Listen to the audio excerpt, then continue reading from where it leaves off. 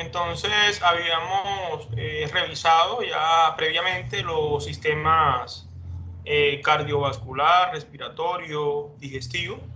Pues vamos ahora a continuar con la parte del sistema urinario. Este sistema tiene un origen común con el sistema genital, por eso se le habla de sistema geniturinario. De ahí que se guardan algunas proporciones anatómicas también en relación. ¿Será que quién va a proyectar?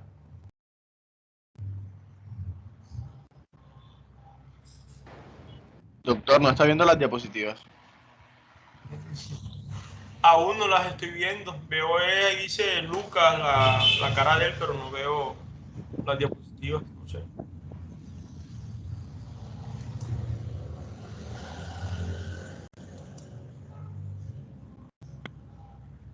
¿Ustedes sí las ven? Yo no veo No, nada. profe, no las veo. Sí. Ya. Ahora sí, profe. Ahora sí cargaron. Ahora sí, perfecto. No sé si le das aquí ahí, en la copita esa para que abajo, al lado del librito, hay como una copita. Ahí, perfecto. Bueno, vamos a pasar a la siguiente, que es el caso clínico que yo dejé. Pasa a la siguiente.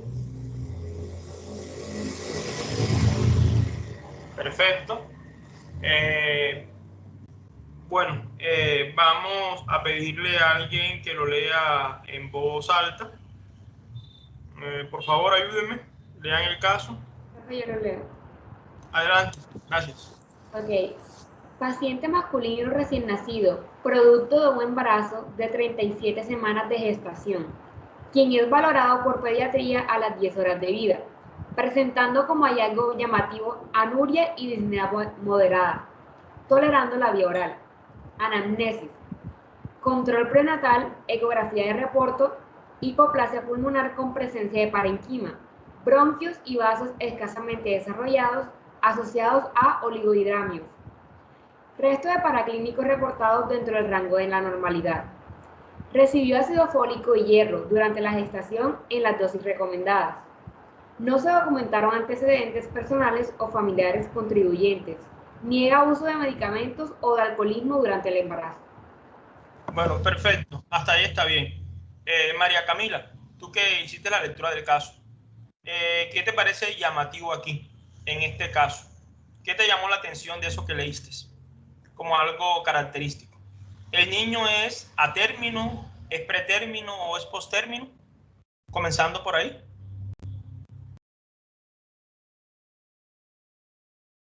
Muchachos, cualquiera, ¿cómo es el paciente? ¿A término, pretérmino o postérmino? ¿Cómo lo consideran? Pretérmino, profe. No, es un paciente a término. Entre 37 y 41 sí. semanas se considera normal. Entonces, empezando por ahí, era normal.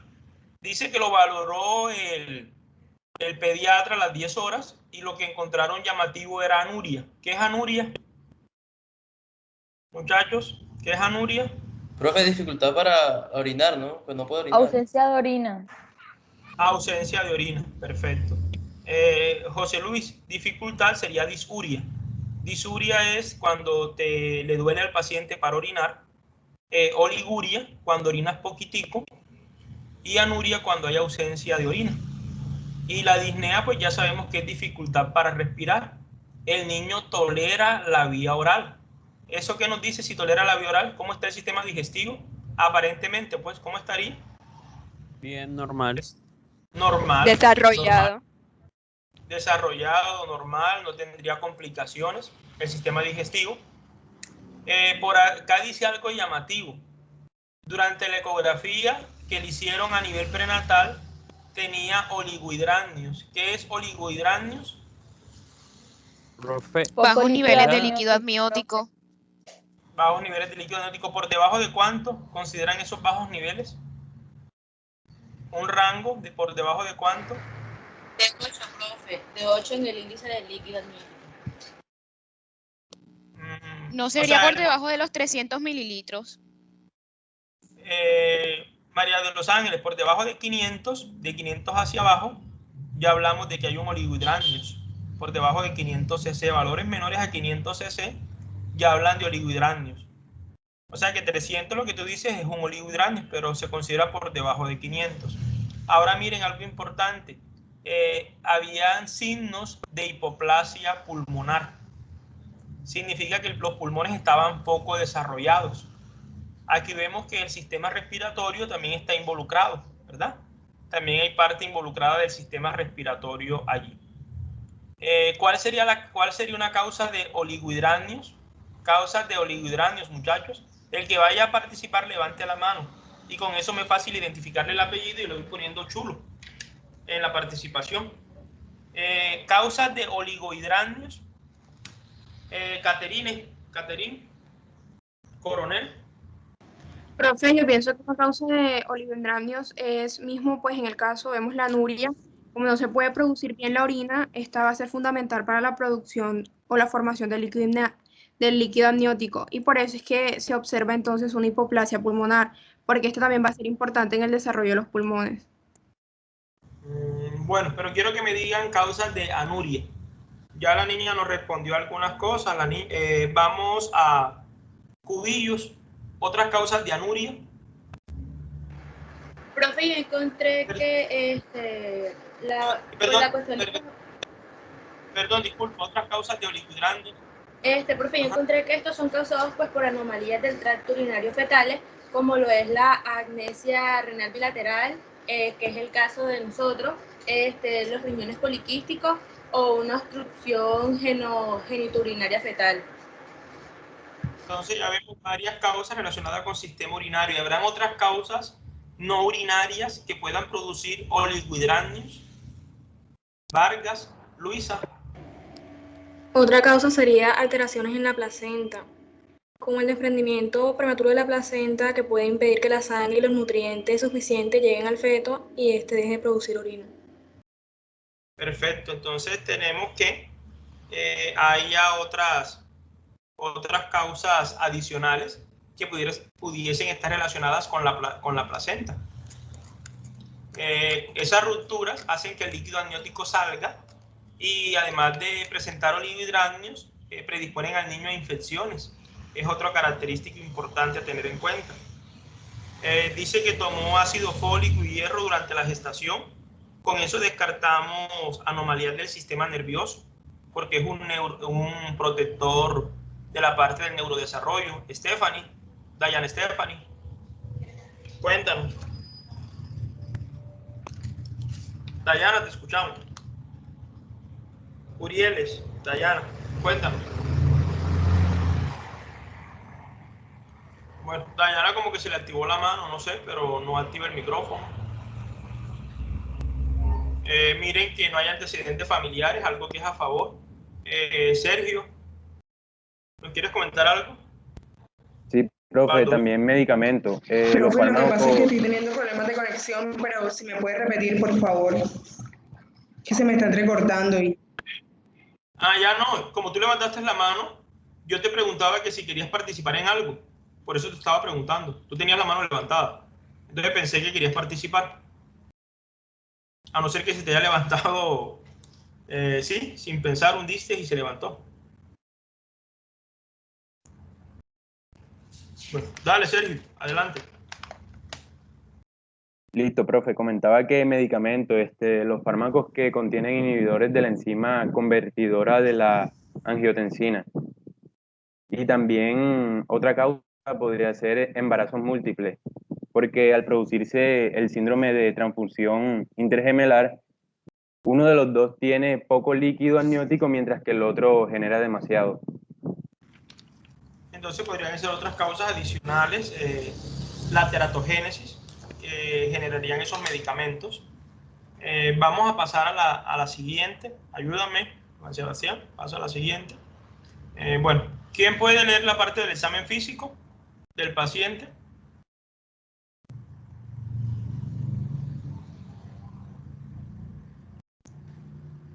Yo lo leo, profe.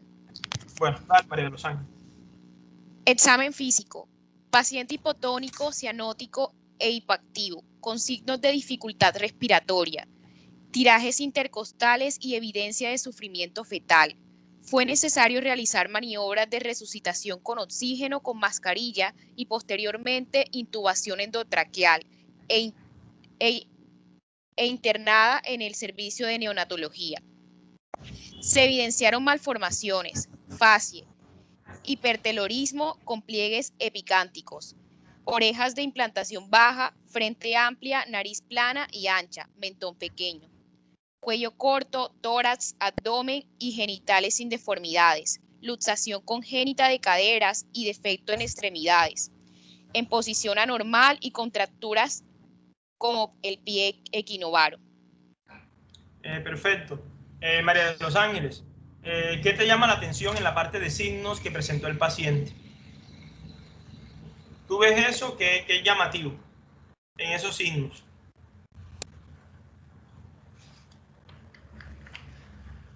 La hipotonía, muchachos. ¿Qué es la hipotonía? Sí, María de los Ángeles, dinos.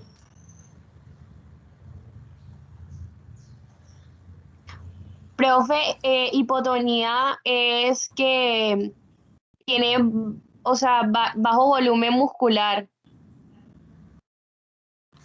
¿Volumen o otra palabra, Gabriela? Tono muscular, profe. Tono muscular. Sí, profe, Entonces, perdón. Entonces hay una pérdida. Y también está lo del síndrome hipotónico del recién nacido, que específicamente es la disminución del tono muscular en las 4 extremidades, en el tronco y en el cuello, durante los 28 primeros días de vida.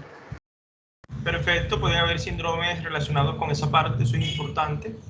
Ya hay signos de dificultad respiratoria que tienen tirajes intercostales, algo que vimos en el síndrome de dificultad respiratoria del recién nacido. Eso de sufrimiento fetal, ¿qué indica? ¿Qué significa que hay signos de sufrimiento fetal?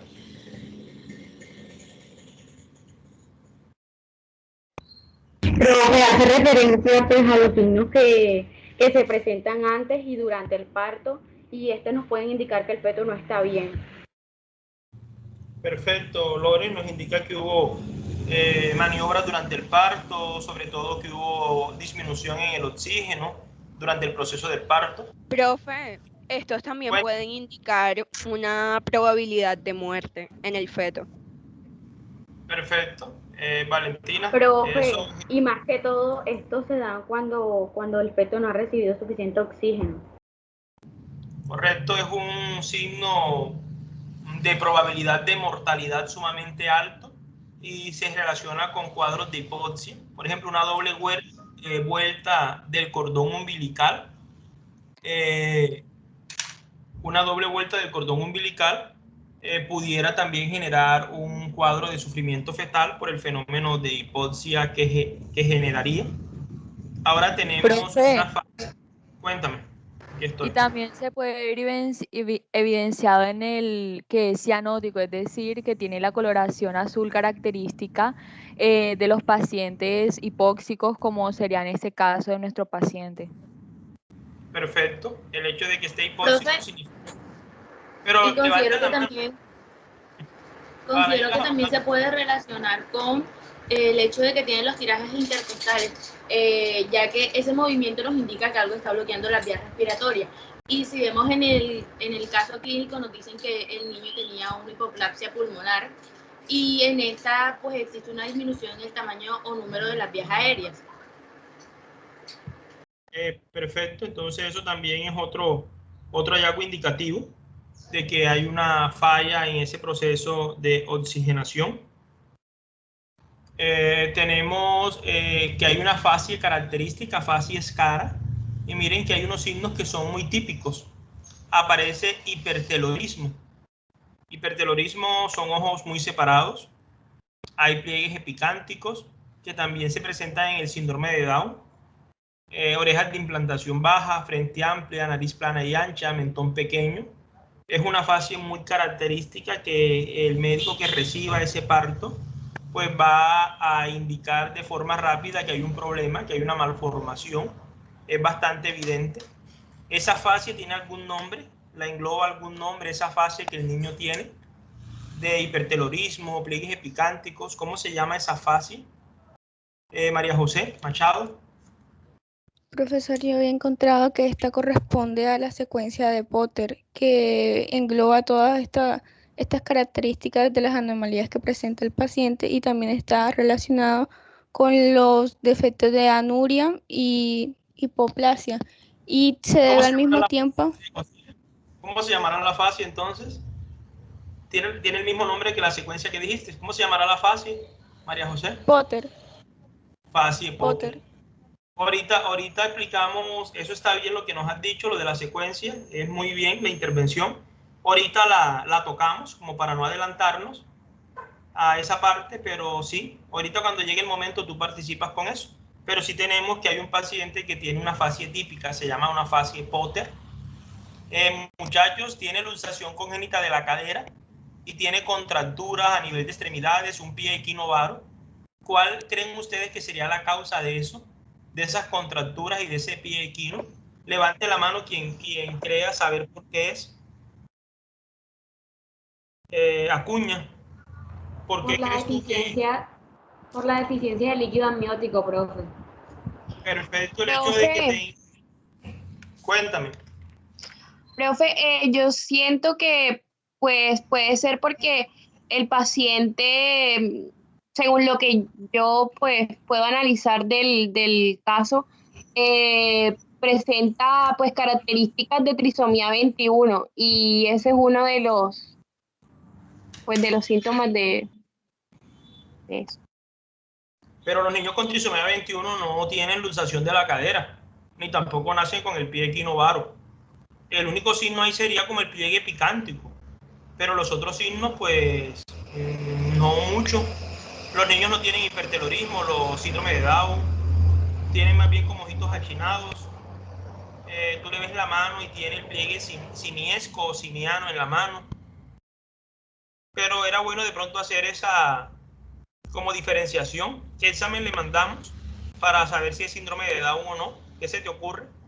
Un examen rápido. Pues, se le hace pues un cariotipo. Podría ser un cariotipo que podríamos ver, pero a veces el cariotipo no muestra pequeñas cosas, entonces podría ser un FISH, pero el cariotipo sí sería porque nos mostraría el cromosoma, aunque puede que no esté completo el cromosoma, sino que hayan partes de él. Causas de trisomía 21, además de tener 3 cromosomas 21, ¿cuál sería la otra causa? La traslocación del cromosoma 21, profe. Una traslocación del cromosoma, perfecto. Esos niños no tienen todos los signos, perfecto, pero el síndrome de Down, acuérdense que se da durante la meiosis. Cuando sea el espermatozoide o el ovocito, no se dividieron de forma adecuada, hubo una no disyunción y una de las células quedó con un cromosoma 21 de más. Pero alguien habló de un mosaico, y el mosaico entonces, ¿dónde se daría? ¿Dónde se da el mosaicismo? Después de la formación del cigoto. Después de la fecundación del cigoto. Caterina, ¿en qué momento sería? En una mitosis temprana. En la mitosis temprana, en los procesos de segmentación, perfecto, ahí podría ocurrir ese proceso.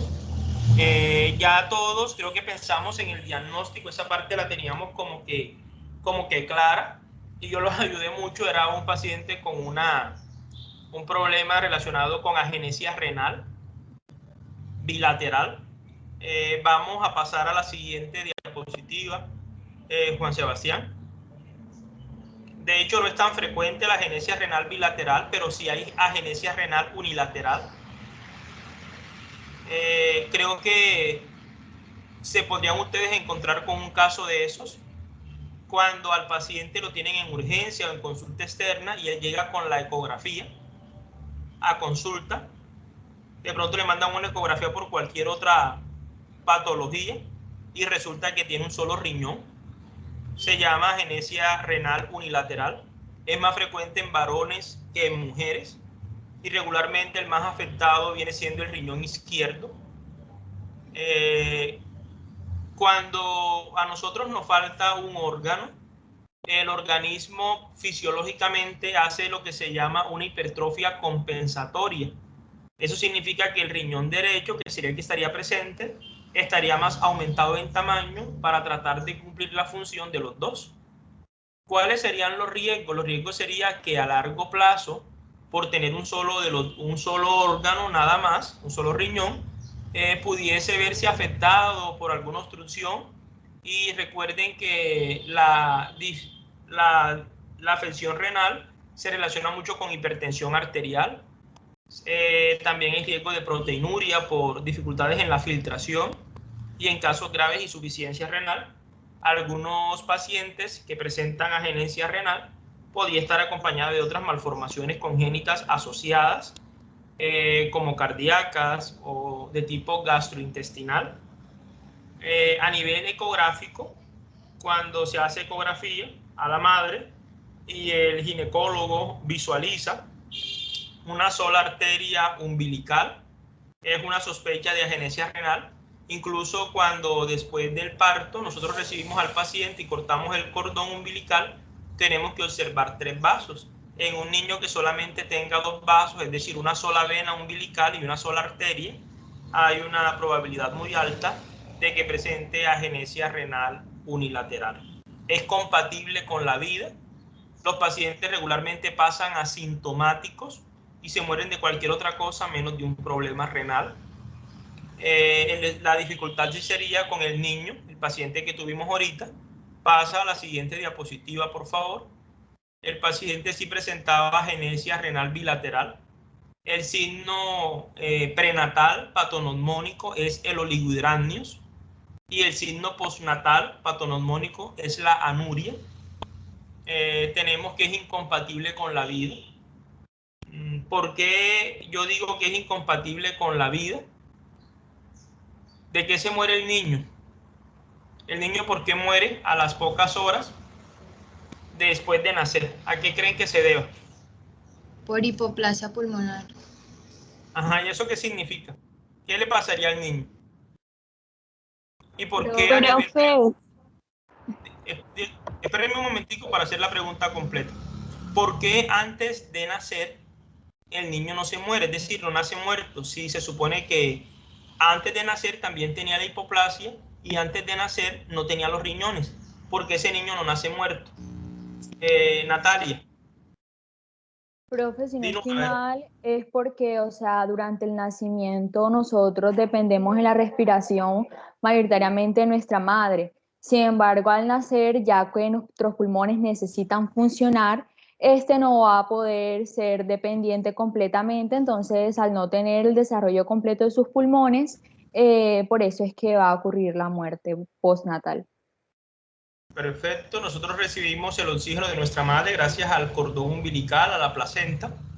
Al momento en que nacemos, ese cordón umbilical se corta y ya nos toca a los pulmones de nosotros mismos suplir todo el proceso. Valeria, ¿tú quieres agregar algo? No, profe, iba a responder lo que dijo mi compañera Natalia, que pues antes podíamos respirar debido a que teníamos el cordón umbilical y respirábamos pues por nuestra madre. Bueno, perfecto. Entonces, cuando se están formando los riñones, se produce algo que se llama inducción recíproca. Inducción recíproca entre el mesénquima y los túbulos. Inducción recíproca significa que ambas estructuras se inducen la una con la otra. Cuando falla ese proceso de inducción recíproca, se va a dar la agenesia renal. Ese proceso de inducción recíproca pues, debe darse en ambos primordios, tanto en el primordio del riñón derecho como en el primordio del riñón izquierdo. Y algo muy importante de todo esto es que es un proceso multifactorial. Eso indica que van a haber diferentes factores involucrados, genéticos, ambientales, maternos, dentro del desarrollo de esta malformación. Voy a llamar a la lista a algunos, no a todos, para que por favor a los que llame ahora me respondan. Acuña, María Camila. Presente. Amaranto. Profesor Amaranto se le fue el internet y me dijo que le informara a usted. Anillo. Presente. Arisa. Harold.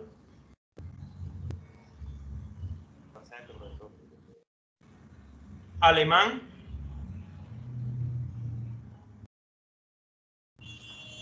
Aquí, profe, presente. Amariz. Presente, profe. Castillo, Camilo.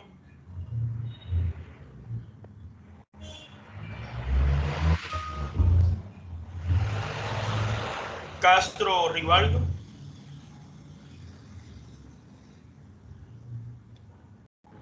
Profe, Cantillo aquí.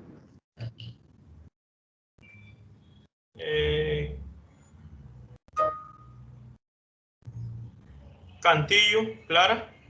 Sí, profe. Contreras, Alier. Presente, profe. Bueno, ayúdame con la siguiente diapositiva, por favor. Bueno, aquí hablamos sobre la famosa secuencia Potter. La señorita Kiriti va a hablar de la secuencia Potter. Si quieres, puedes intervenir. Yo, profe María José Machado. Bueno, yo estaba hablando sobre ya las partes físicas, las anomalías que constituyen la secuencia Potter, que se refiere a una serie de defectos relacionados con la anuria, como la tiene el paciente, con la escasez de líquido amniótico o oligohidramios, que es lo mismo, y con los pulmones hipoplásticos debido a los oligohidramios. También está asociado a una ausencia bilateral de los riñones que desembocaría o es igual a hablar de agenesia renal bilateral y traduce en la disminución del líquido amniótico y conlleva a la hipoplasia pulmonar. Entonces, básicamente eso comprende la secuencia de Potter. Perfecto, entonces miren, el líquido amniótico es como esas, digamos, pilitas de agua que tenemos a veces en las casas decorativas, que el agua está fluyendo, es la misma que entra y sale en la estructura. Acá el líquido amniótico se mantiene constante, el mismo que se deglute, es el mismo que se micciona para que los valores se encuentren sostenidos. Cuando hay defectos en la orina, es decir, hay anuria porque no hay riñones formados, ese líquido amniótico va a comenzar a disminuir apareciendo oligohidramios. Los pulmones no se van a desarrollar adecuadamente por eso y vamos a tener también problemas con el desarrollo de las extremidades. Esa es la razón por la cual a todo ese proceso le llamamos secuencia Potter, que se ve manifiesto con la facies Potter y los defectos en las extremidades que ahorita hicimos mención. Juan Sebastián, pasa a la siguiente, por favor. Después preguntaba sobre qué factores de riesgo estaban asociados con esta malformación congénita. Vamos a llamar a otros para verificar que estén. Dávila, Luis. ¿Estás conectado? Dávila, Aquí Luis estoy, Alfonso. profe. Dávila Luis Alfonso. Bueno, Daza, Carlos. Daza.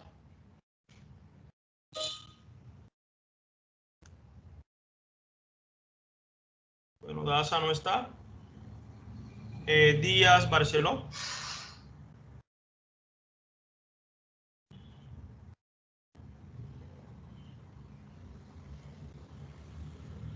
Díaz, Barceló tampoco responde.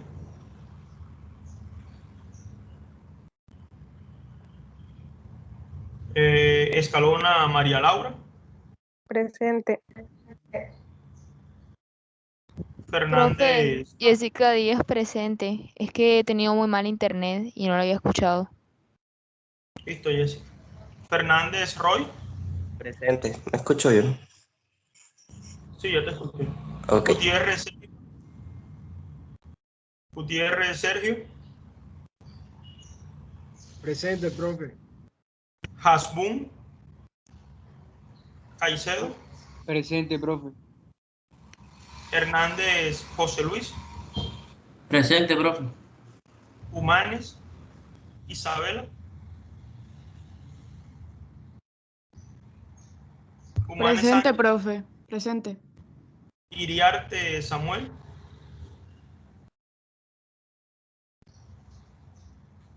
Iriarte. Presente, profe. Muchachos, ¿quién quiere colaborar profundizando en la parte de los factores de riesgo? ¿Qué encontraron adicional? Rojas, María José, ayúdanos con esa parte. ¿Qué encontraste? Profe, yo quería explicar lo que usted tiene ahí escritos. Explícalo. Bueno, cuando se dice de genética es cuando si cualquiera de los padres se encuentra afectado por la genesia renal, el recién nacido pues tiene mayor riesgo de padecerlo. En la diabetes mellitus gestacional y en los fármacos cuando la madre tiene hábitos tóxicos en el embarazo, lo que es el consumo del alcohol, de bebidas tóxicas como las drogas, el tabaco, son sustancias que interfieren en el desarrollo embrionario de manera directa. Javier, ¿nos podías complementar? Sí, claro, profe. Bueno, sí, como dijo mi compañera María José, algunos factores genéticos son como que es hereditaria, entonces los padres deben tener estos tipos de enfermedades. Además, tiene otros factores como lo son las mutaciones en los genes RTE. Encontré que son las RTE, FGF20 o ITGA8. Esos son los genes, mutaciones en esos genes. Otro factor de riesgo pueden ser la diabetes mellitus materna. Eso puede causar que el neonato que tenga o produzca ese tipo de enfermedad. Otro es el ambiente, como un teratogénesis, en donde se encuentra la madre, o también los fármacos utilizados pueden generar este tipo de afecciones también. Y también se asocia a los hábitos por parte de la madre, o sea, los hábitos a la madre embarazada, como el consumo del tabaco, consumo de alcohol, consumo de drogas, todo eso afecta a que genere esta malformación congénita.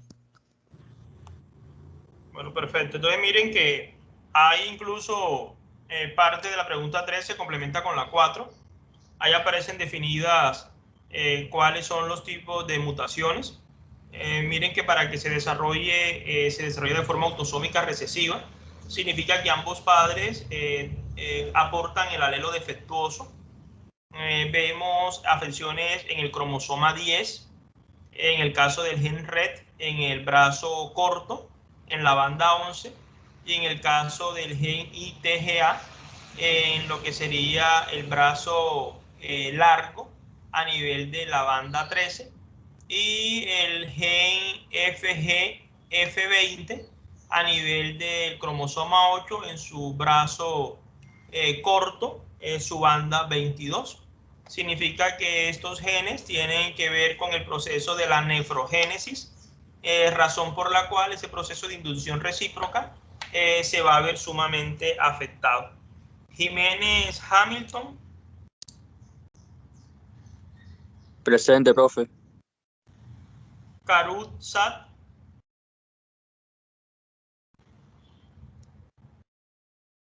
Karut Ramírez. Larios María Fernanda. Larios Pacheco. Presente, profe. Presente. Lobo Sara. Presente, profe. Ginás Lucas. Presente. Profe, Carut, tenía problemas para encender el micrófono. Bueno. Lozano José Daniel.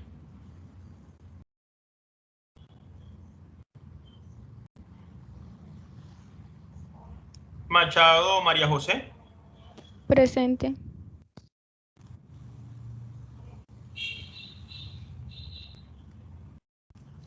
Presente, ¿me escucha? Sí, sí, claro, ya te escuché. Mercado Alex. Presente, profe. Mercado Santiago. Presente, profe. Molina Michelle. Presente, profe. Nájera Marianela. Presente, profe. Navarro María Alejandra. Presente. Navarro Elías. Presente, profe. Palacio Mario.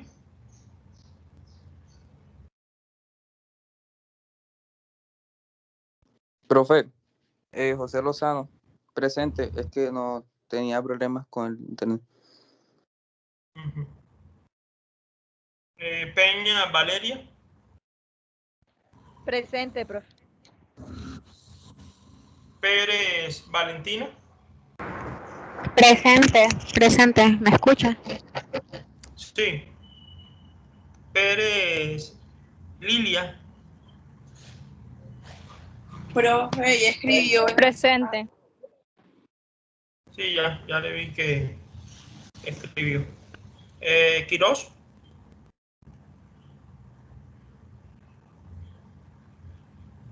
Quirós Julio. Ramírez Cristian. Presente, profesor. Ramos Karina. Presente, profe. Ropaín Juan Pablo. Presente. Saumet Jaime. Presente. Solano Nayeli. Presente, profe. Torres Saray. Presente. Urieles Dayana. Presente, profe. Vergara Marlon. Presente, profe. Vergara Abraham. Presente. Villamizar Alfonso. Presente. Zambrano María Angélica. Presente. Baldovino Sergio. Presente. Morón Mateo. Presente, profe. Urrego Juan. Presente.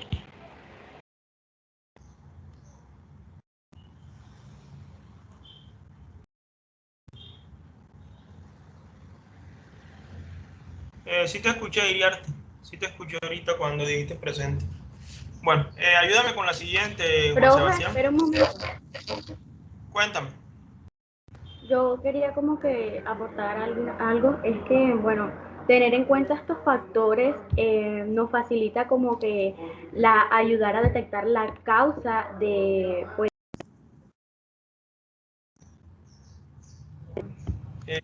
apagaste ¿me el está micrófono. escuchando?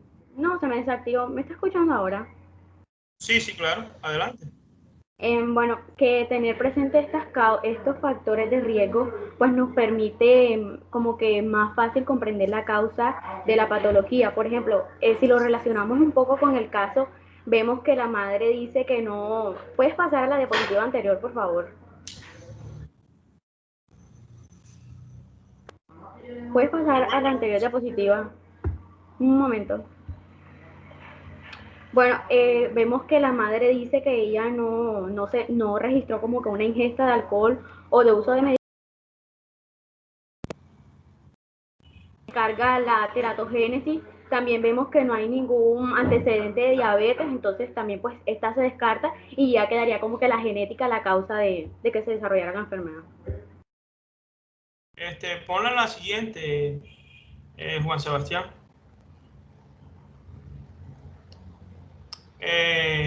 Lorenz, ¿y cómo lo haríamos? ¿Cómo corroboraríamos esa parte? Pues, profe, lo podríamos corroborar con un cariotipo. No, el cariotipo no nos muestra mutaciones en los genes, el cariotipo nos muestra los cromosomas nada más. Tendríamos que hacer una secuencia. Sí, profe. Tendríamos que hacer una secuenciación del gen, más bien, para observar la mutación. María de la Paz, ¿tú vas a comentar algo? Profe, yo quería participar en la pregunta 5, que habla sobre la incidencia y la prevalencia de la malformación. Quería decir que yo encontré que un estimado del 10% de los nacidos vivos pueden llegar a presentar malformaciones en su sistema renal y básicamente esto... ¿Cómo? No, Juan Sebastián, que la pase para la siguiente diapositiva. Bueno, entonces esto básicamente es atribuido debido a la alta complejidad que tiene el desarrollo embrionario en las tres estructuras sucesivas, que son el pronefros, el mesonefros y el metanefros. Entonces, con respecto a la genesia renal bilateral, básicamente esta anomalía... Disculpa un momentico. Yo ahorita pasé la asistencia a manera de llamarlos, pero yo a cualquiera le puedo llamar a preguntar ahora. Y si no están conectados, le pongo no 1, sino 0, para que no le sume nada. Y esto tiene forma de mirar a qué hora se conectaron y a qué hora se salieron. Entonces, ustedes deben permanecer conectados las 2 horas, desde las 11 hasta la 1. Y hay 73, 72 de 90 y tantos. A mí no me interesa perder tiempo. Profe, Ahorita que... No, profe, no somos 73. Están de asistentes. No es que se están saliendo. ¿Y cómo va a haber gente de asistente aquí? No entiendo eso. Los asistentes, profe, es para que de pronto no puedan sacar ni silenciar a nadie de la reunión. Ellos igual pueden alzar la mano y activar el micrófono. ¿Pero quiénes son ellos? Todos.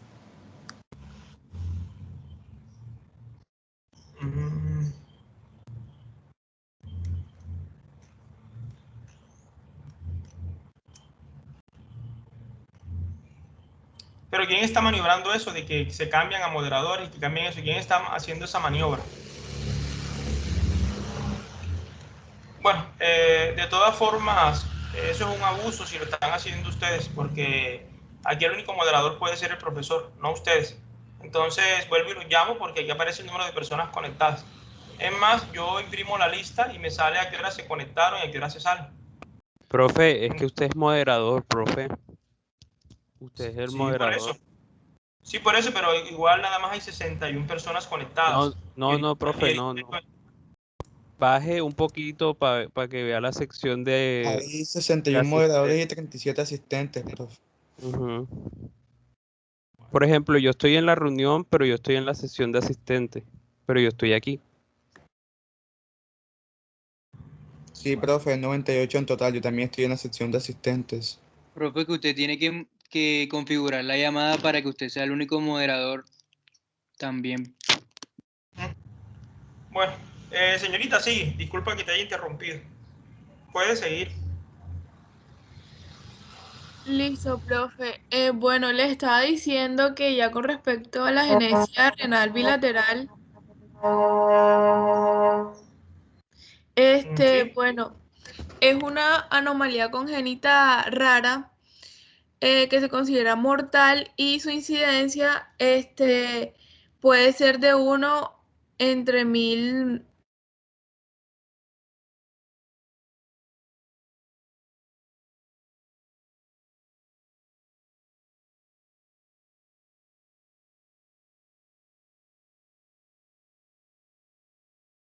¿Qué pasó? Se quedó callada.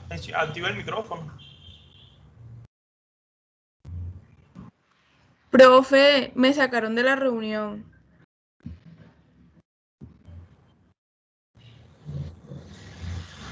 ¿Quieren que hagamos un examen la próxima?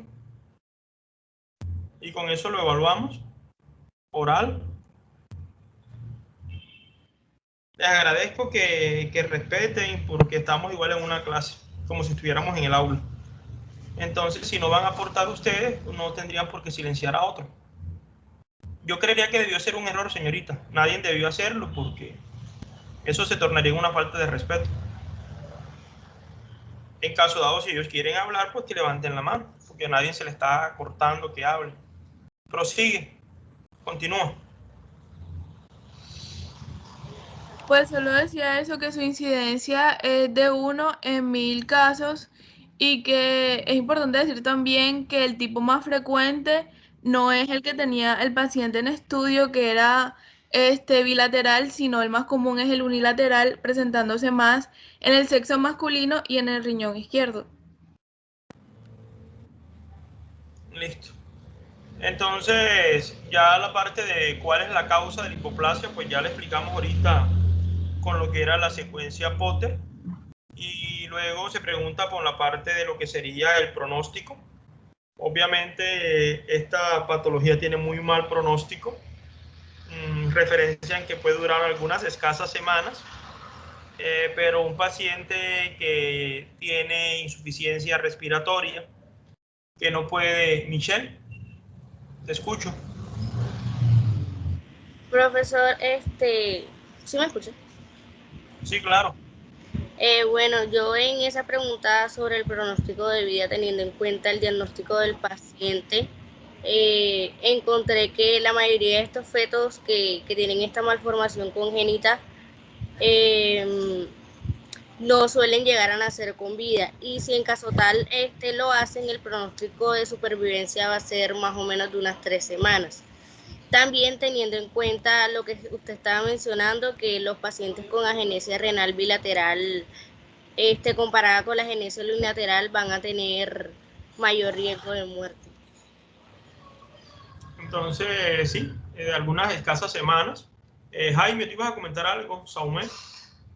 Sí, profe, pero era lo mismo que acaba de decir Michelle, que duraría 3 semanas, pero tendrá que ser con asistencia y que, pues en el caso, pero es por ser obviamente bilateral, pero en el caso de la unilateral, pues se sabe que hay pacientes que incluso ni siquiera se les detecta porque pueden vivir con un solo riñón porque nunca se presentó esto de hipoplasia, que en el caso es lo que puede generar la muerte del paciente por no tener los 2 riñones.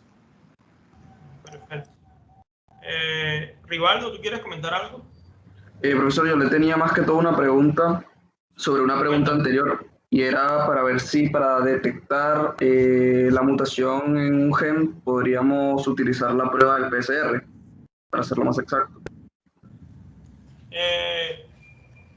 Sucede que en ese caso lo que nosotros hacemos es una secuenciación SNG, sería la de elección. La secuenciación CNG de alta resolución sería la ideal para nosotros poder hacer el diagnóstico. Eso sería lo ideal para nosotros hacerlo. Una secuenciación SNG, aunque con la PCR podría darse, pero hoy día se utiliza la secuenciación SNG de alta resolución y es mucho más, digamos, efectiva en cuanto a detectar la alteración del gen. Pero también podría ser lo que tú dices, Rivaldo. Pero la secuenciación SNG es la más actual, la más novedosa. Entonces eso sería más directa para detectar la mutación. Listo, profe, muchas gracias. Bueno, Juan Sebastián, pasemos a la siguiente, por favor.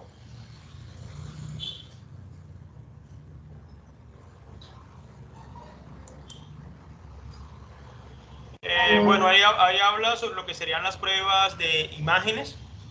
¿Alguien quiere mencionar algo con respecto a eso? Ellas, María Camila. Sí, el ultrasonido va a ser la prueba mayormente utilizada, ya que va a permitir un diagnóstico prenatal. Y lo que nos va a ayudar a identificar son los oligonucleosis severos de manera temprana en la semana 16.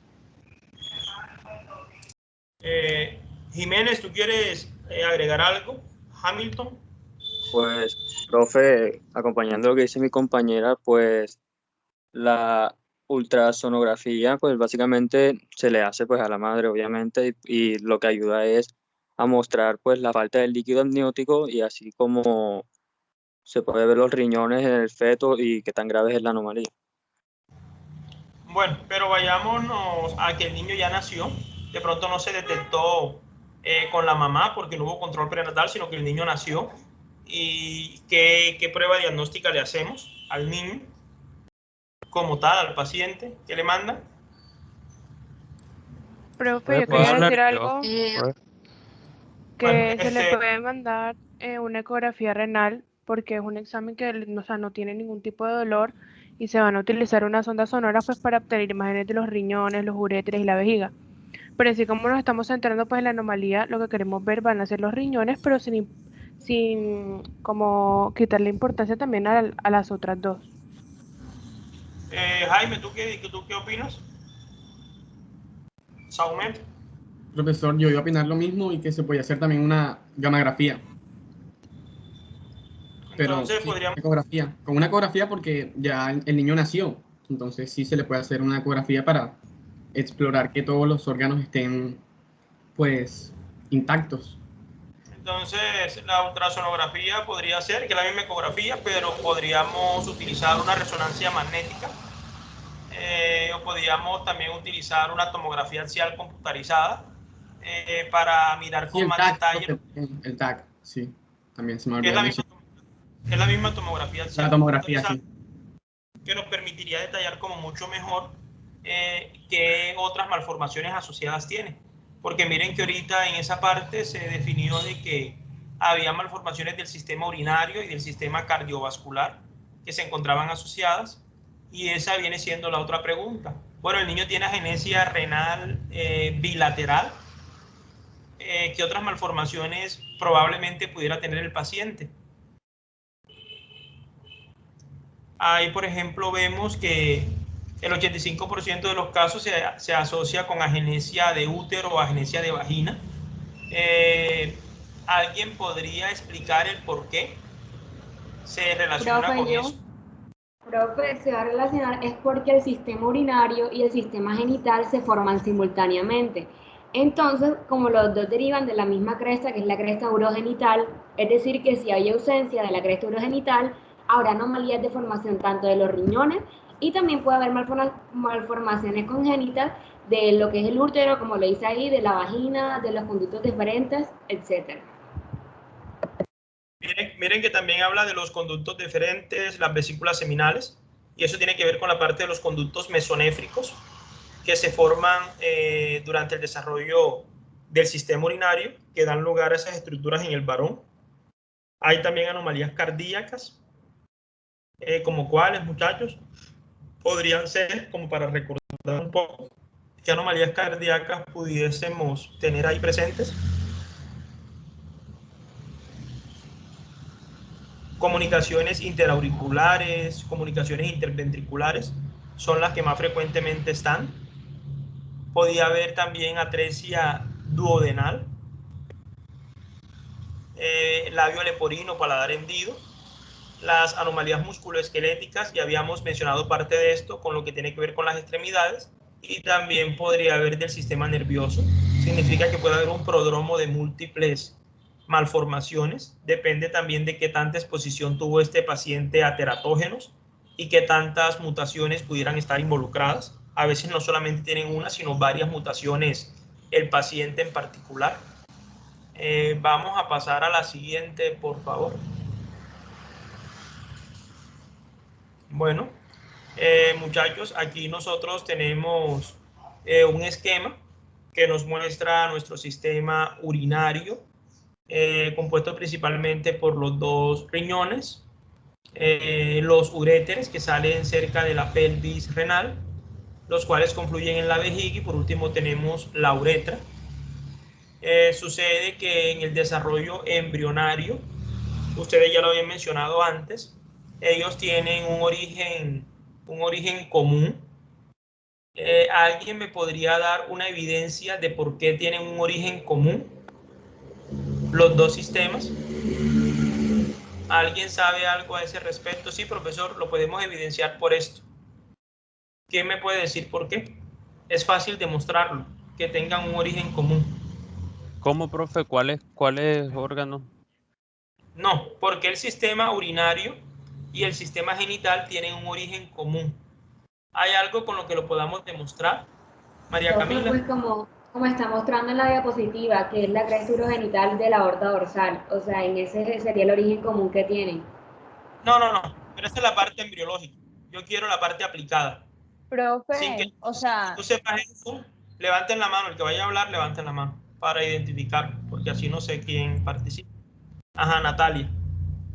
profe, o sea, no sé si sea eso, pero de pronto, evidentemente, en la parte física sabemos que los conductos urinarios van a finalizar ya sea en la extremidad del hombre o en el caso de la mujer.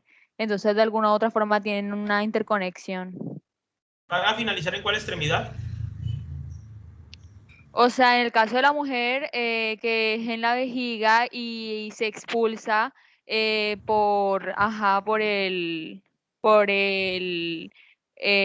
agujero urinario que nosotras tenemos, y en el caso de los hombres, por el pene. Entonces, de pronto existe en ese momento se enfocan los dos. Bueno, le voy a preguntar más a los muchachos, que creo que pueden responder mejor a esta pregunta. Si tienen relaciones sexuales o se llegaran a masturbar, ¿por dónde sale el semen? Muchachos, ¿por dónde se elimina el semen? ¿Por qué estructura anatómica sale el semen? Por el meato urinario. Por el meato urinario. ¿Y por qué estructura sale la orina? Por ahí mismo. Por ahí mismo, por el meato urinario. Entonces podemos a través de eso evidenciar que hay una comunicación entre el sistema urinario y el sistema genital. En la mujer pues existe una diversidad en que las estructuras en cierta forma son independientes, pero en el varón miren que tienen esa dualidad, al punto que tienen que darse algunos cambios fisiológicos durante el acto sexual para que no eliminemos orina cuando se está teniendo relaciones sexuales, porque de salir la orina pudiese afectar el pH de los espermatozoides. Saben que la orina es ácida y los espermatozoides en un pH ácido se dañaría. Bueno, la niña estaba diciendo que hay 3 capas germinativas en el embrión. Tenemos el endodermo, tenemos el ectodermo y tenemos el mesodermo. Una parte del mesodermo que es el mesodermo intermedio, porque hay un mesodermo que es el anterior y hay otro mesodermo que es el posterior. El mesodermo intermedio, que está en la pared posterior o pared dorsal del embrión, va a formar el primordio del aparato urinario, que se conoce con el nombre de cresta urogenital. Ella está relacionada con lo que sería la aorta dorsal, y vamos a tener entonces que a partir de aquí se van a formar 2 primordios adicionales de la misma cresta urogenital. La cresta urogenital da origen al cordón nefrógeno, que es el primero que se forma. A partir de ese cordón nefrógeno se va a formar nuestro sistema urinario, y a partir de lo que serían las crestas gonadales se va a formar lo que sería el aparato genital o reproductor. Es muy importante que en este proceso de desarrollo interaccionen o participen una serie de genes. Ahí los tienen: el gen WT1, el gen DAS1 y el factor esteroidógeno 1. ¿Alguien pudiese hacer alguna apreciación con respecto a esos genes que son muy importantes en el desarrollo de lo que sería el sistema renal? ¿Alguien quiere agregar algo a esta primera parte que hemos mencionado, muchachos?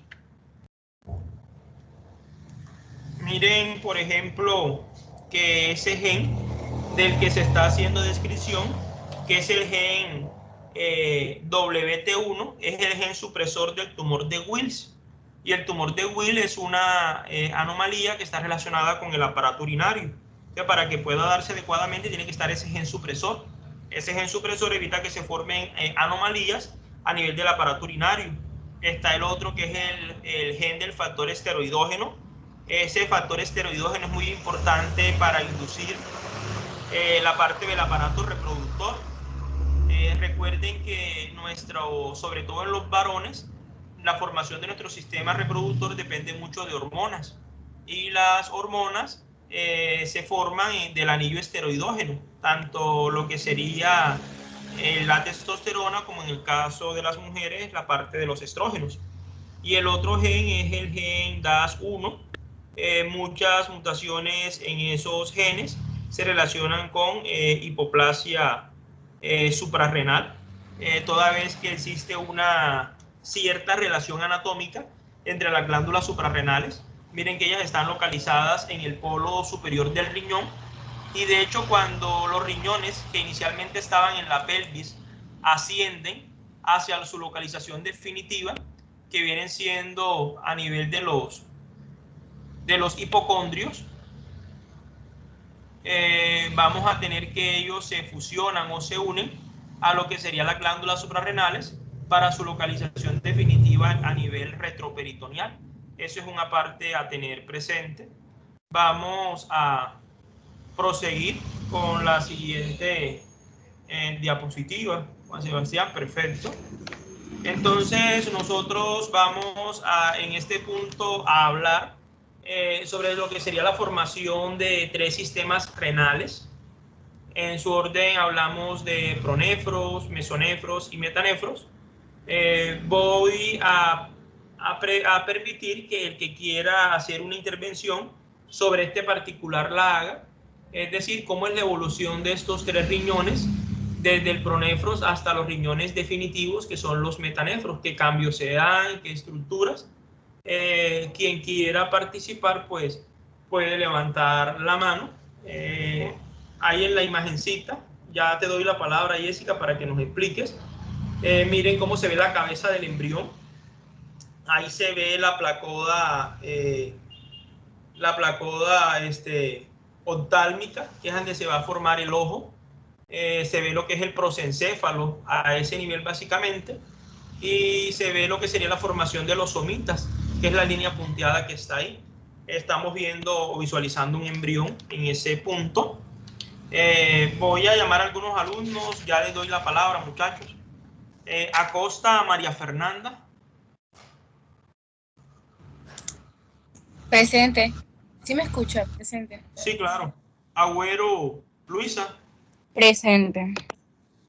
Borja Tania. ¿Me Borja escucha, Guardián. profe? Hola. Tania. Sí. Presente, profe. Barandica Javier. Presente. Bonet Ricardo. Presente, profe. Campo Adriana. Presente, profe. Cantillo Valeria. Presente. Cabello Lía. Presente, profe. Carranza Natalie. Presente, profe. Carrillo Mateo. Presente, profe. Carvajal Luis.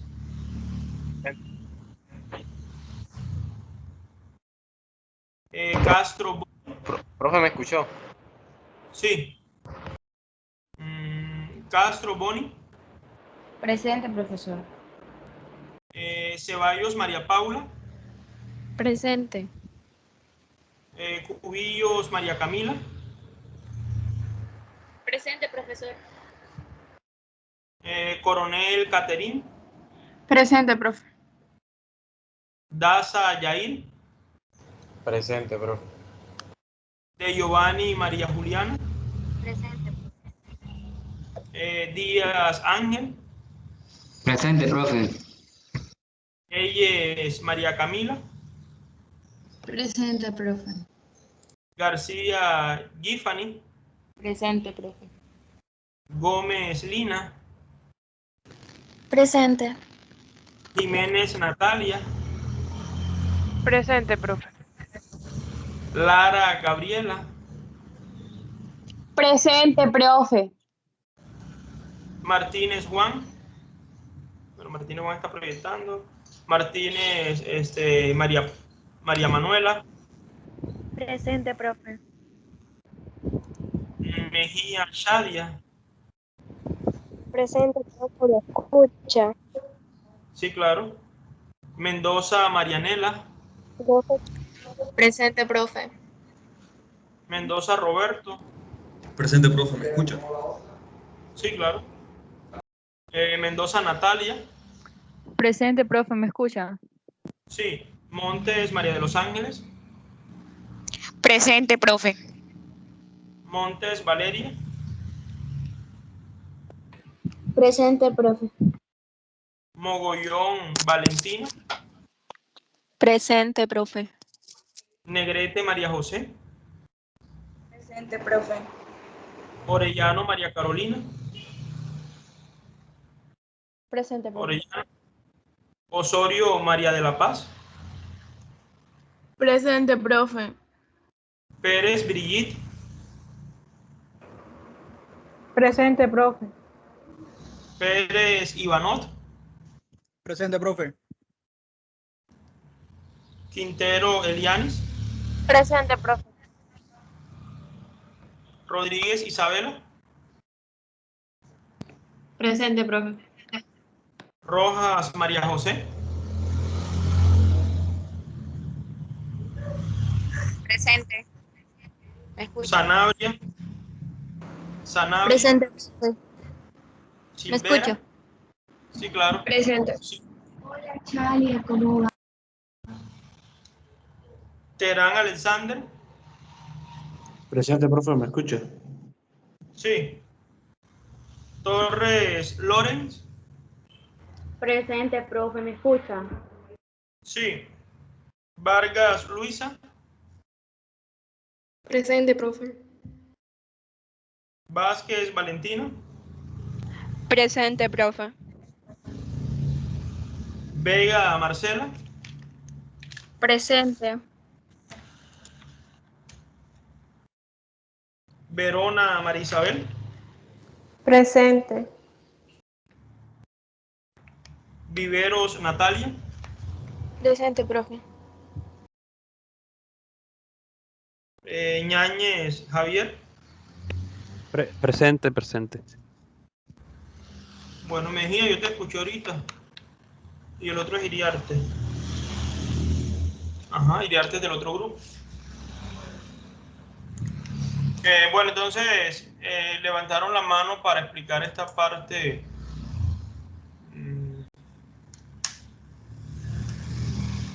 Adelante, puede Daniela, ¿qué nos vas a explicar sobre esta parte, anillo?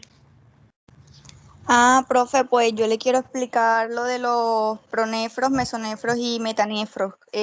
Digamos que el paso a cada uno. Adelante. Bueno, comenzamos con el desarrollo de los pronefros, que pues claramente son estructuras transitorias, que no son las definitivas, y que aparecen a principios de la cuarta semana. Están formados por estructuras que se llaman conductillos,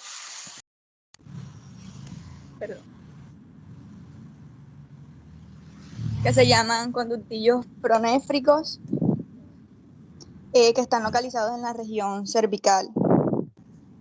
Estos conductos están, digamos, abiertos hacia el celoma intraembrionario y en la región proximal desembocan en un conducto común que se llama, pues, conducto pronéfrico, que está formado por el mesénquima y el cordón nefrógeno. Al final de la cuarta semana empiezan a involucionar, o sea, empiezan como a desaparecer todos los rastros de este sistema. Y entonces se da paso al desarrollo de los mesofrenos. Mesonefro. Bueno, deja hasta ahí, Daniel. Dale, deja hasta ahí. Gracias. Juan Sebastián, pasa a la siguiente. Bueno, entonces miren, estos estructuras rudimentarias inician a finales de la tercera semana.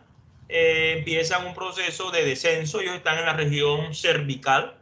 Son un grupo sólido de células y forman unas estructuras vestigiales que son los nefrotomas. Los nefrotomas serían los primordios de las futuras nefronas. Ellos no producen orina, no son funcionales y desaparecen al corto tiempo. Al finales de la cuarta semana ya han desaparecido. Algunos hablan de aproximadamente 30 días.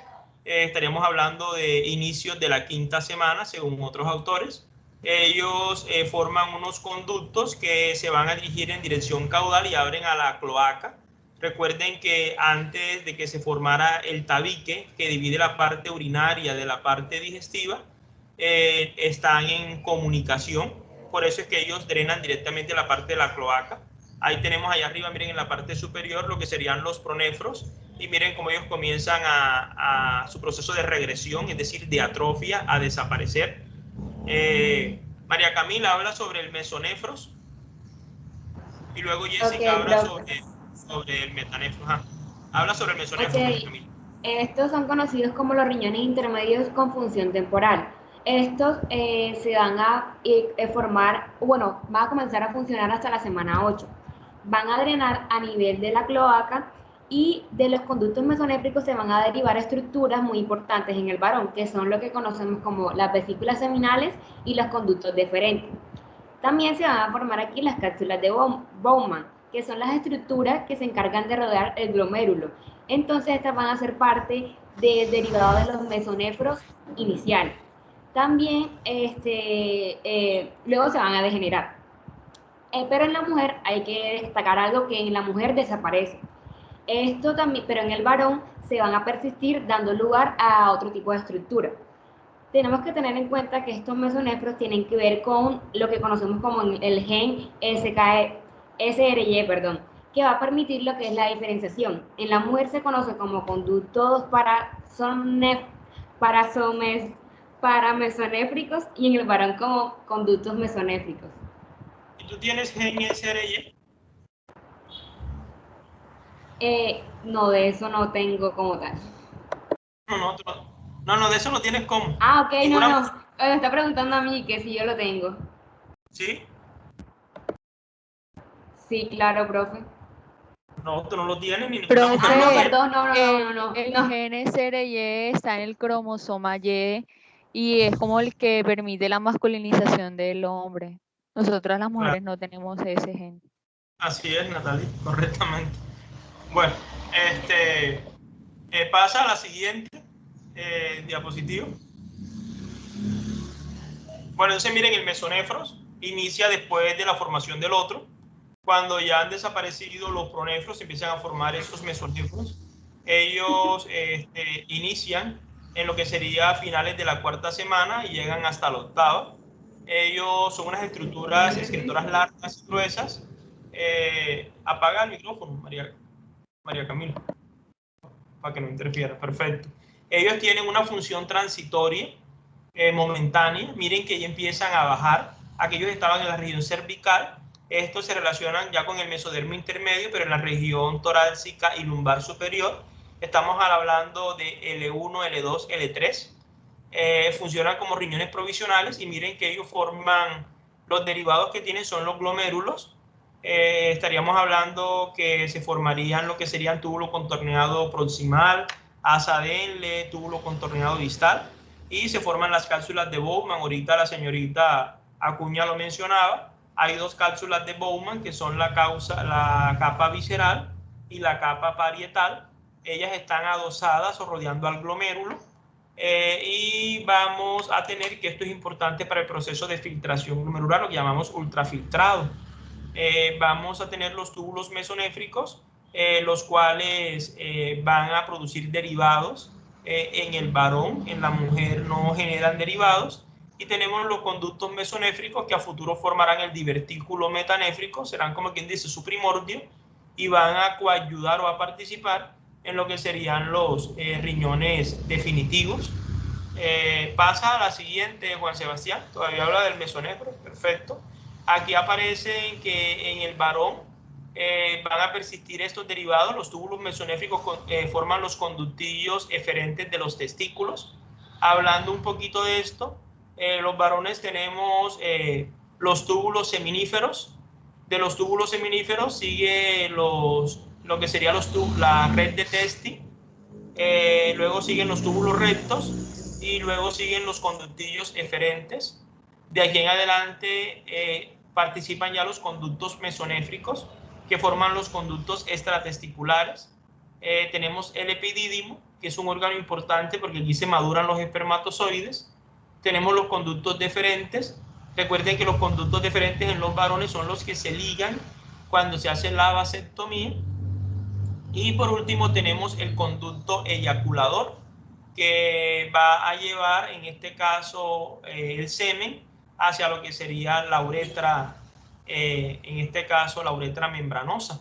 Aquí en este punto confluyen las secreciones de la vesícula seminal, que es otra estructura derivada de los conductos mesonéfricos, junto con los túbulos colectores. Los túbulos colectores no tienen relación con la parte reproductiva, sino con la parte urinaria. Los túbulos colectores corresponden ya a los que se conectan con lo que sería la nefrona, con los túbulos contorneados distales. Son básicamente esas estructuras que estaríamos viendo. Jessica, háblanos sobre el metanefros. Díaz.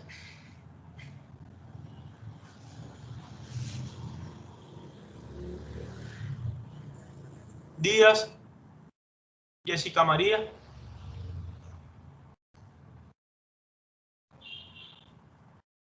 Ajá, jóvenes, ¿me escuchan? Sí, profe, sí se Profe, escucha. le escuchamos. Bueno, ¿será que Jessica no escuchará bien? No sé. Pero ahí tiene el Jessica. micrófono abierto. Ajá. Hola, Jessica. Ya las otras dos niñas hablaron de los dos, ahora habla tú del metanefros. Tú levantaste la mano. ¿Vas a hablar o prosigo yo? Bueno, dale, Juan Sebastián. Dale a la siguiente. Parece que Jessica tiene inconvenientes ahí. Aquí, miren, vemos las estructuras. Estamos viendo un embrión, básicamente. Vemos cómo los pronefros se han convertido en estructuras vestigiales. Ahora vemos la formación en amarillo de los mesonefros.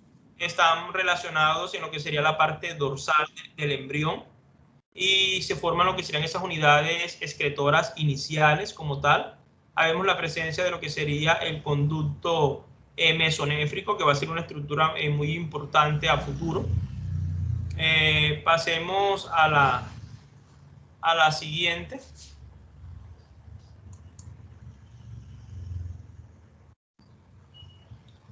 Bueno, aquí hay una continuación de lo que sería el proceso. Bueno, Jessica parece que tiene problemas con el micrófono, entonces no se permite escuchar.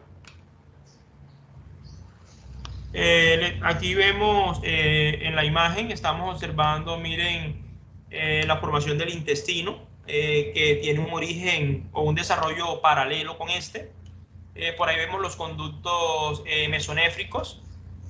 Vemos la parte de los glomérulos que se están formando. Y estamos viendo ahí lo que sería también el conducto paramesonéfrico, que va a tener más adelante función con la parte reproductiva o va a tener relación directamente con eso. Recuerde que en el varón los conductos mesonéfricos dan origen a los conductos de Wolff y en las mujeres se forman unos conductos que se llaman los de Muller. Nosotros no tenemos conductos de Muller porque producimos una sustancia que se llama antimulleriana. Esa sustancia antimulleriana la producen nuestras células de Sertoli, que están en los testículos. Por eso los varones no formamos ni vagina, ni tampoco formamos útero, ni tampoco trompas, debido a que no tenemos conductos de Muller, gracias a la formación de la sustancia antimulleriana. Pero sí poseemos conductos de Wolff, que son derivados de ese conducto mesonéfrico y se forman las estructuras que antes habíamos descrito. Siguiente. Bueno. Aquí estamos entonces hablando de la formación de los riñones definitivos, que vienen siendo en este particular los metanefros. Ellos se están formando a finales de la 5ª semana de gestación, mas sin embargo todavía no son funcionales. Recuerden que los mesonefros, tienen función hasta la semana 8. Significa que los metanefros van a funcionar después de ellos, entonces lo hacen a partir de la semana 9ª de gestación, a partir del periodo fetal en adelante. Hay algo muy importante y es que toda esa orina producida por los riñones fetales va a llegar a la cavidad amniótica y se va a mezclar con el líquido amniótico. De ahí la relación que existe entre un alto volumen o un bajo volumen de ese líquido amniótico. Cuando hay bajo volumen, hace relación a que no se está produciendo la micción durante la vida intrauterina. Tenemos por acá que nuestros riñones no filtran, es decir, no eliminan productos de desecho aún. Esos productos de desecho pasan a la circulación materna a través de la placenta, y son los riñones de la madre los que van a hacer ese proceso como tal de depuración. Nosotros tenemos dos primordios muy importantes que van a dar lugar a la formación de los riñones. Por una parte tenemos el divertículo metanéfrico o esbozo uretral. Ese divertículo metanéfrico o esbozo uretral es una excreencia del antiguo conducto mesonéfrico que se formó en los riñones, digamos, secundarios, o los riñones llamados como mesonefros. Ese divertículo metanéfrico depende de esos conductos mesonéfricos. Es lo que encontramos resaltado en la imagen en color verde, con el rectángulo verde. Y la otra parte es el blastema metanéfrico o masa metanéfrica de mesénquima, la cual va a dar lugar más adelante a lo que sería el cordón nefrógeno.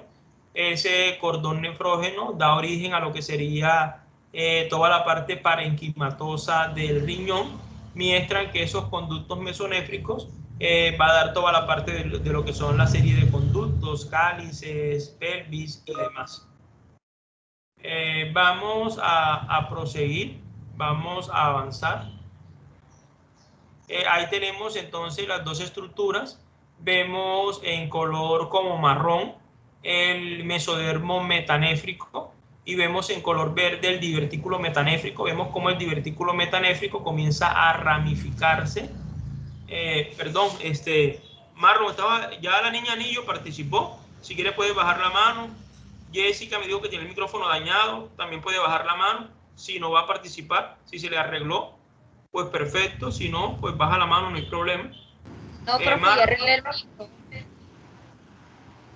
Bueno, a ver si puedo participar en la 11. Bueno. En esto, o sigo explicando yo. ¿Quiere explicar algo de esto? No he entendido en la pregunta 11. No, profe, la pregunta 11, que si puedo participar bueno, en la pregunta. Sí, no hay problema. Marlon, ¿tú quieres explicar algo de esto? Era para añadir que los riñones metanéfricos están muy cerca del otro en la pelvis fetal. Con el desarrollo del abdomen y de la pelvis, los riñones modifican su situación. Ascienden desde la región sacra a la lumbodorsal, tanto por migración renal como por expansión de la región caudal. Durante el primer trimestre, los riñones aparecen como estructuras hiperecoicas, ovales, a ambos lados de la columna vertebral. Su hiperecogenicidad puede compararse a la del hígado o el vaso, y esta ecogenicidad disminuirá progresivamente a medida que avanza la gestación. Ecogenicidad, por si no lo saben, es la propiedad de generar la reflexión de ondas ultrasónicas. Listo, muchas gracias. Eso que dice Marlon es importante. Eso se relaciona con la pregunta cuando hablamos del ascenso del riñón. Recuerden que los riñones están en la parte de la pelvis y comienza su proceso de ascenso hasta que llegan a lo que serían la parte de los hipocondrios, pero a nivel retroperitoneal. Ahorita vamos a ver que hay algunas anomalías congénitas relacionadas con ese no ascenso, que puede dar lugar a una toxis renal. Cuando uno se ayúdenme con los micrófonos. O puede dar también lugar a un riñón en herradura cuando los dos se fusionan. Ahorita lo revisamos. Miren, pasa algo diferente a los testículos de nosotros los varones. Los testículos, por el contrario, están en la cavidad abdominal y descienden para ubicarse en las bolsas escrotales. Lo que quiero que analicen con esta imagen, se ve sencillo y creo que con esto lo pueden entender mejor. En rojo, en el recuadro, está el mesodermo metanéfrico. El mesodermo metanéfrico es un tejido mesenquimatoso, es decir, un tejido conectivo embrionario. Da lugar a la formación de todo lo que tiene que ver con el parénquima renal. Estaríamos hablando de parte de lo que sería la corteza del riñón, con sus, en este caso, sus nefronas. Y por otra parte tenemos el divertículo metanéfrico, que forma todo lo que tiene que ver con la parte de conductos. De este divertículo metanéfrico se forman en orden los conductos colectores, se forman los cálices menores, los cálices mayores. Los cálices mayores confluyen en la pelvis y de la pelvis va a continuar lo que sería el uréter. Estas dos estructuras, tanto el mesodermo como el divertículo, se inducen recíprocamente para que se produzca el desarrollo de ambos. Es un proceso, digamos, que se debe dar de forma regulada entre las dos estructuras. Si avanzamos a la siguiente, Juan Sebastián, ayúdame con la siguiente, por favor. Bueno, vamos a tener que de este divertículo metanéfrico, que recuerden que era derivado del antiguo conducto mesonéfrico, él va a aumentar de longitud, va a producir una interacción recíproca con el blastanema metanéfrico, que viene siendo toda esa parte mesenquimatosa, y miren todo lo que forma todo ese sistema colector del riñón. Ese sistema colector era el que yo les decía que estaba formado por la generación de estructuras, y ahí ubicamos inicialmente los más pequeños, vienen siendo los túbulos colectores. Los túbulos colectores se van a ramificar posteriormente a lo que serían los cálices menores, y de los cálices menores se van a ramificar a los cálices mayores. Esa es básicamente el proceso. Primero los túbulos colectores, ahí hubo un error. Los cálices menores van arriba y después vienen los cálices mayores, en la medida en que se van ramificando de estructuras más pequeñas a más grandes. También tenemos que el uréter es una estructura que deriva de ahí, y ahí lo podemos visualizar en el corte que estamos viendo del riñón. Ahí entonces vemos en la secuencia de la estructura todo el sistema colector. Primero está el túbulo colector, después del túbulo colector vienen cálices menores, después los cálices mayores, la pelvis renal y el uréter. Todas esas estructuras derivan del divertículo metanéfrico. Siguiente, por favor. Aquí estamos viendo exactamente lo mismo en otro esquema.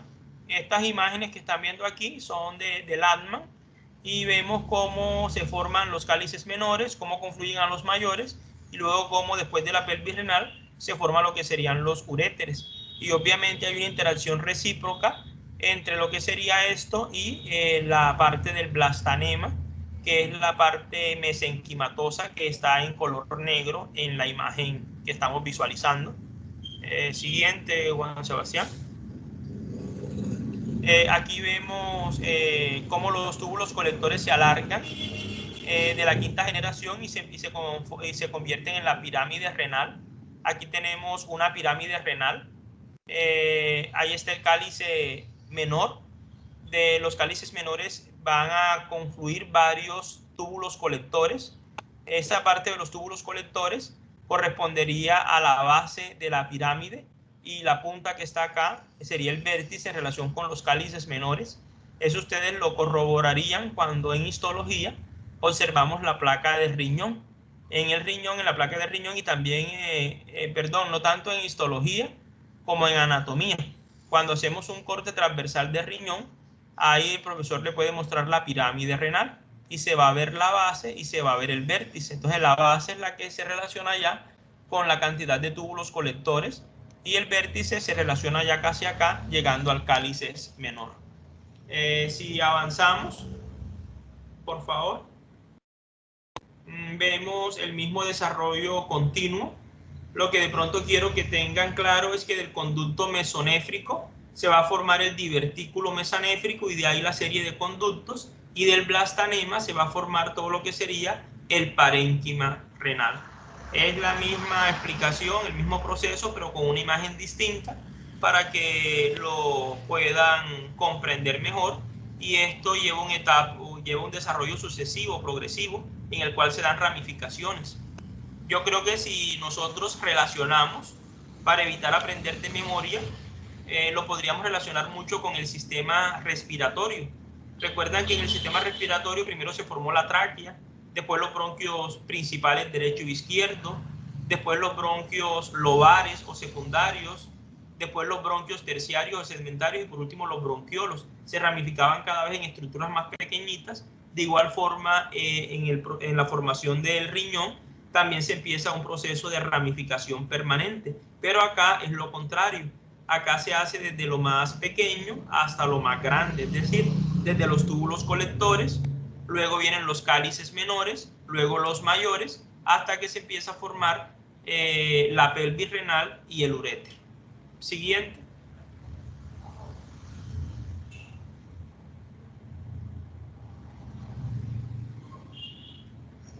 Bueno, tenemos que además de lo que habíamos mencionado antes, van a haber unas estructuras. Ya vimos que la porción caudal de este divertículo metanéfrico formó las vesículas metanéfricas, y tenemos que de esas vesículas metanéfricas se formaron todas las ramificaciones antes mencionadas, pero de la porción proximal o porción craneal no habíamos hablado, que era la que formaba en este caso los glomérulos, y además de los glomérulos formaba las primeras porciones de la nefrona.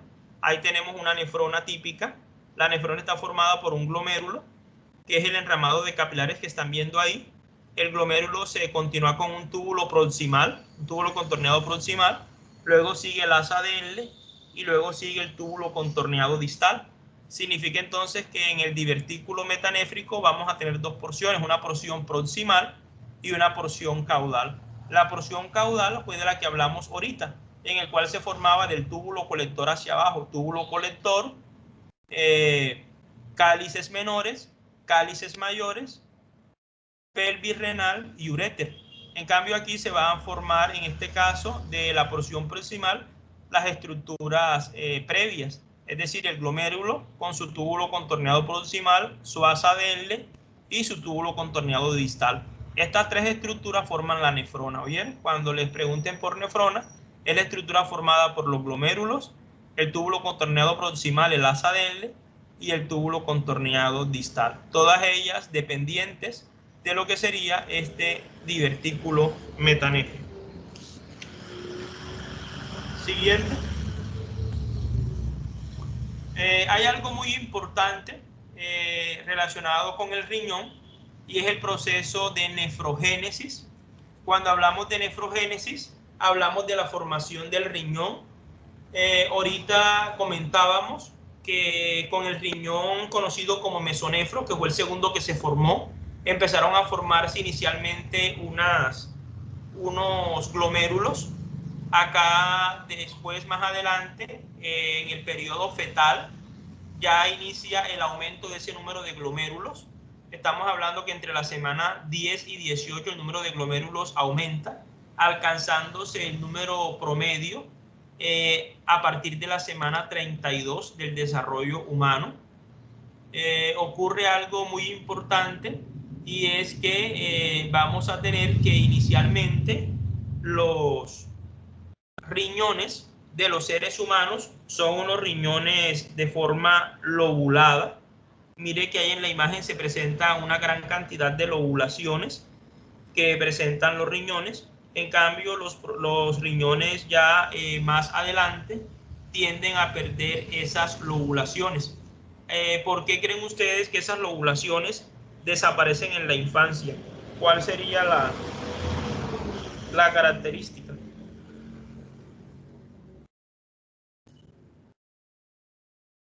¿Por qué creen que se pierdan las lobulaciones en los riñones? Por el aumento grande que existe en el número de nefronas. Mírenle que vamos a tener aproximadamente al nacimiento unas 2 millones de nefronas. El hecho de que este número de nefronas aumente de forma progresiva hace que los riñones se vayan tornando con una estructura mucho más lisa, y desaparezcan esas lobulaciones que se estaban presentando. Así como ha aumentado el parénquima renal, los túbulos renales también van a estar a presentar un alargamiento de los mismos. Nuestros riñones comienzan a filtrar desde la semana 9 de la gestación, más sin embargo todavía no hacen una filtración, digamos, completa. Es una filtración rudimentaria. Por lo tanto, con el nacimiento es que se va a dar el proceso de maduración funcional de los riñones. Eso indica entonces lo siguiente, muchachos, que en los niños recién nacidos no se puede forzar y tampoco dar medicamentos que sean nefrotóxicos o que requieran demasiado filtrado por el riñón, porque todavía estas estructuras se encuentran inmaduras. Aquí podemos ver la diferencia que podría existir en un niño término a un niño pretérmino, es decir, los demasiado prematuros que nacen antes de la semana 32. en ellos todavía va a haber mucha mayor inmadurez, lo que los puede propiciar a desarrollar complicaciones, no solamente en la parte urinaria, sino complicaciones relacionadas con no eliminación de toxinas por parte de este. Siguiente. Aquí vemos, miren, ese proceso de ramificación sucesivo. Miren cómo se forman los túbulos colectores. De los túbulos colectores, miren cómo se continúan con el túbulo contorneado distal. Luego, miren cómo participaría en la formación del asa de Henle. Y luego el túbulo contorneado distal se va a formar posteriormente a que aparece el contacto estrecho con lo que sería la nefrona. Aquí estamos viendo ese proceso de nefrogénesis, cómo es sucesivo y cómo es un proceso sumamente regulado. Esto es muy importante tenerlo presente. Muchachos, les pregunto algo. Los parciales, los exámenes del segundo corte inician el 19 y creo que finalizan el 30. Nosotros nos va a tocar hacer un examen por medio de la plataforma, por eLibre. Vamos a hacer la evaluación como hicieron en semestres anteriores. Recuerden que por la cuestión esta están suspendidas las evaluaciones presenciales. Entonces por ahí vamos a hacer la evaluación. El mío estaba programado para la semana del 21. No sé si lo vamos a hacer el 21 o lo vamos a hacer el 28. Jóvenes. Muchachos. El 28, profe, el parcial. El 28, profe, el parcial. Sí, el 28. Entonces, el 28 ya saben que se van a conectar para que realicen el parcial. Será una evaluación de selección múltiple para que la respondan del sistema digestivo y del sistema renal. Vamos a permitirnos continuar con el desarrollo de la temática, o sea, la parte que falta. La próxima semana concluimos la explicación de todo esto. Entonces los que quieran continuar participando lo pueden hacer. Juan Sebastián, minimiza las diapositivas para ver algo. Cuéntame, María Camila. Es que estábamos hablando en el grupo para ver si sería mejor el 21. Pero entrarían los dos sistemas. Entraría el sistema urinario y el sistema digestivo. Sí, no hay problema. Lo que pasa es que como para ir saliendo de parciales, porque después se nos acumulan muchos en una misma semana. Bueno, ya dependería de ustedes. No sé. ¿Dónde están los monitores? No sé, muchachos. Juan Sebastián y la niña que es la monitora del otro grupo. Profe, ¿y aún faltaría un tema o cómo? O sea, es que usted dijo que la próxima clase, ¿qué vamos a hacer? No entendí. Voy a seguir explicando la parte renal. Mira que estamos llegando hasta acá, entonces hay algunas cosas que faltan por explicar, algunas correlaciones y otras cosas. Entonces, no sé, ustedes ya serían los que definen. No, igual las diapositivas las tienen, podrían estudiar. Cuéntame. Yo considero que lo hagamos el 28 porque falta una parte por revisar. Entonces, yo creo que para beneficio de todos es mejor que revisemos y el 28 con calma se hace. No veo prisa. Sí, profe, claro. Falta una parte todavía por revisar, faltan malformaciones, faltan otras cosas. Entonces, creería que sería mejor el 28. ¿Qué dicen? No sé, hablen. Sí, profe, estamos de acuerdo. El 28. Sí, profe, está bien. Sí, para poder terminar de explicar la otra semana. Bueno, muchachos, ya el tiempo se nos agotó. Quiero decirles que encarecidamente mantengan el distanciamiento social. Ustedes son jóvenes y sanos, pero pueden tener familiares con comorbilidades. Entonces tengan esa precaución. Varios funcionarios de la universidad han fallecido. Uno se entera con los correos institucionales que